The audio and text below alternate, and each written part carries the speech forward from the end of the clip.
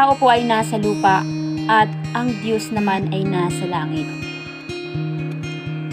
Nung di pa nagkasala ang tao, meron pang closure ang tao at ang Diyos. Nagbago po ang lahat nung tinukso ng ahas ang tao at doon po nagsimula ang lahat ng pagbabago. Pumasok po ang kasalanan. Sapagkat kamatayan ang kabayaran ng kasalanan, ngunit ang libreng kaloob ng Diyos ay buhay na walang hanggan sa pamamagitan ni Kristo Jesus na ating Panginoon. Ito po ang pagkakahiwalay ng tao sa Diyos. Gumawa po ang tao ng hakbang upang mawala ang kanyang kasalanan. Subalit, hindi pa rin ito sapat. Hindi pa rin nawala ang kanyang kasalanan. Dahil kung babasahin po natin sa aklat po ng Efeso, chapter 2, verse 8-9, dahil sa biyaya ng Diyos, naligtas kayo nang sumasampalataya kayo kay Kristo. Kaloob ito ng Diyos at hindi galing sa inyo. Hindi ito nakasalalay sa mabuti ninyo gawa para walang maipagmamalaki ang sinuman.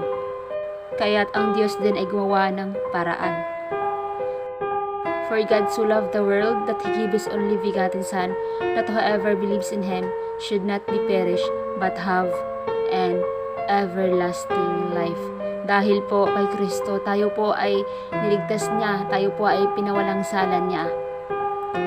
Jesus is the only way to heaven.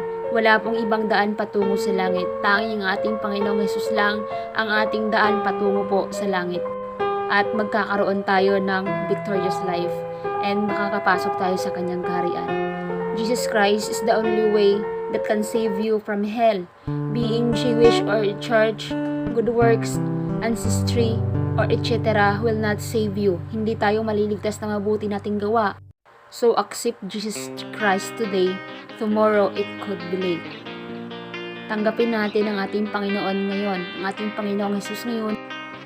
Baka bukas ay magiging huli na. God bless and thank you for watching.